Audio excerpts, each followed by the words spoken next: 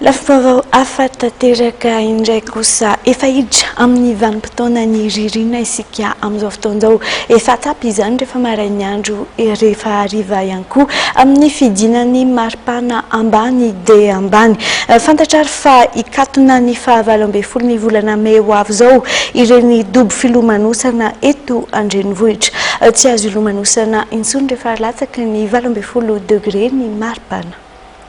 Ikatona amin'ny faha-enina ambin'ny folo ny volana May ny tompom-pilomanosana.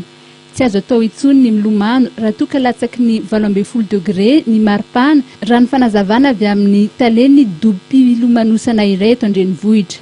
Rehefa hitantsika zany fa mangatsika ny andro dia midina ny température. Température zany raha ny tokony ho izy dia 20 midina zany ny température ny rano dia efa tokony ikatona ny piscine. Raha ny ety amin'ny dobo filomanosana ety Betongolo dia miavitsy ireo tonga milomano noho ny atsika izay efa tsapa ankehitriny. Raha toa ka 50 isan'andro eo amin'ny ankapobeny no mianatra milomano rehefa mafana ny andro dia 96 izy ireo amin'izao ankoatra ireo izay efa manana ny karatra mahampikambana. Miteraka afa-tsy-antoka izany satria ny dobo filomanosana dia tsy maintsy asiana produit hamonoana ny mikroba isan'andro ary diovina trany na maro na vitsy ireo tonga milomano. Voalaza fa fanatanjahantena feno tanteraka ny lomano izay sady fialamboly no mahatsara ny fahasalamana. Tombo zany ho an'ny fahasalamana zany ho an'ny olona zany surtout raha ohatra hoe manana tombo zany tiako lazana azy teo. Ohatra zany ohatra ny olona asthmatique zao dia ny natation anisany anankiray zany mahasalama mahatsara azy. Manampy be dia be amin'ny resaka fisam-polo.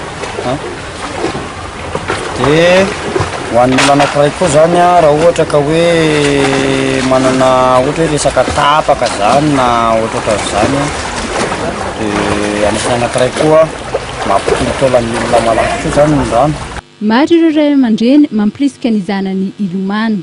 Sady sport izy mba fialamboly.